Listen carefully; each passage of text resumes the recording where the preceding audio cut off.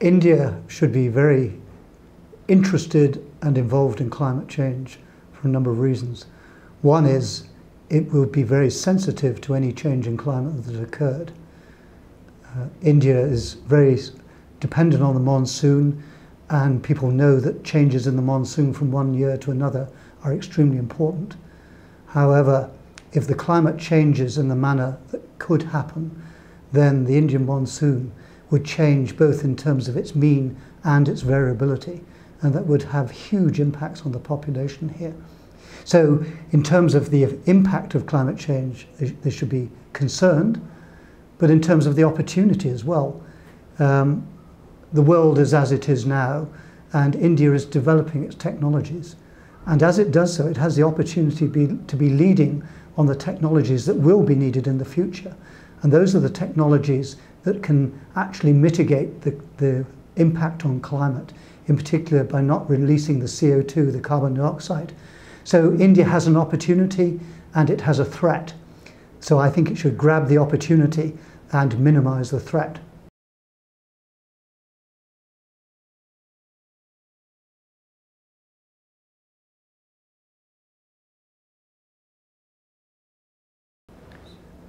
The UK Climate Change Committee has been a very important event in my life in terms of how I think I can influence things.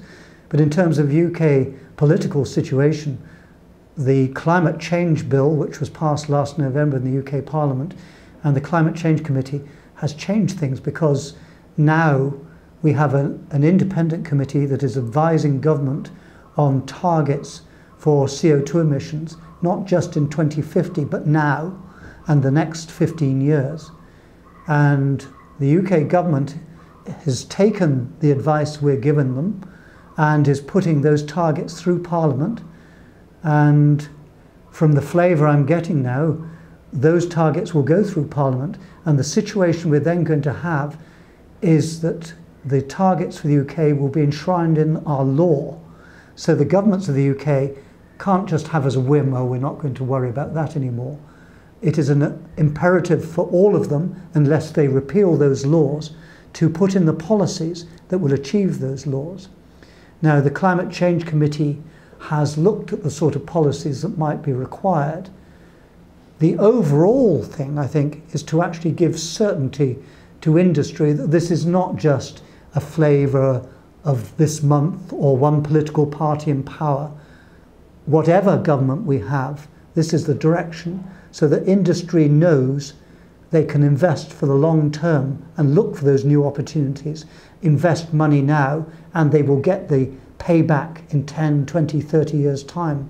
It's setting the future direction. The actual individual policies, then the Climate Change Committee has said, well, there could be this or there could be this. We are not in government, so we should not be policy prescriptive, but we have given an idea of the sort of policies that might be needed. And when the government produces their policies, and the first round of that will be this summer, then we will be commenting on those policies in our report to Parliament. And we will be saying whether we think those policies are likely to achieve the targets that they have accepted and are enshrined in law. So in a policy manner, this is extremely important. We have the overall general direction, and we have a mechanism for looking at the policies in place and seeing whether they are sufficient.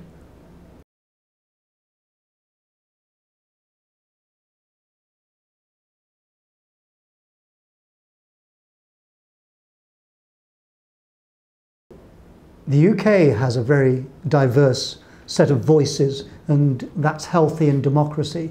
Like India, there are many voices coming forward. But the Climate Change Bill went through Parliament. I think it was 454 and 1 against.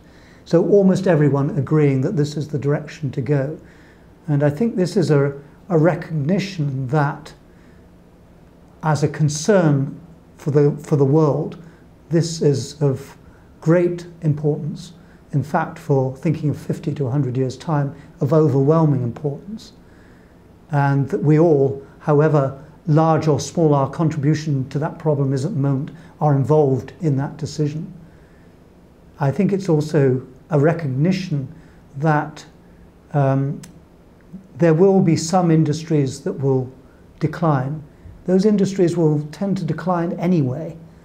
The change from the horse to the motor car meant that some livelihoods were actually not as good. They had to change what they did. But in general, one could see that was the direction to go, and the overwhelming voices said we must be going in that direction. We have a new challenge which is far more than that. It's actually looking further ahead, but it's actually action now. And somehow one has to get above the everyday babble of voices that are heard and the decisions that are made to say, yes, we hear all that diversity, but overall there is the imperative in terms of the climate and the opportunities for India determine we must go in this direction. There will be different ways of doing it, different policy choices, but those shouldn't obscure the direction we're going in.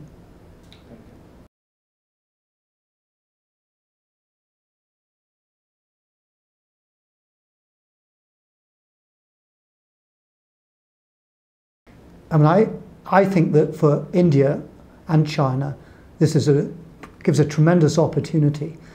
Partly, if you're starting from a lower base in terms of one's industries, and then you can go on the track that others will try to change to later on, and looking at the technologies that are developed, the huge opportunities in the energy market, say in India and China, they're fantastic.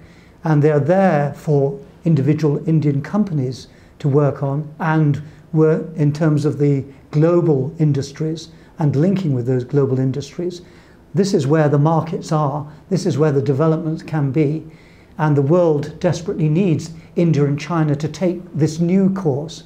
Don't go down the direction we've gone, and the industries in the developed countries will be looking to join in with you, because this is where the growing markets are. So I think there's a tremendous opportunity both for the home industries and linking with those global industries to develop and go along this new path.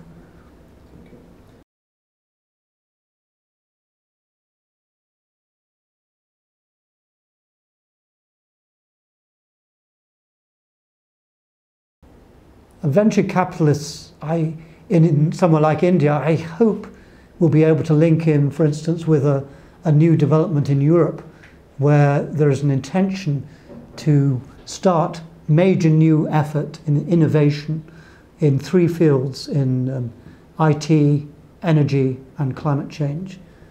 And so this is not the research, it is actually the innovation, getting the venture capitalists along with the latest research to try and get the new industries developed.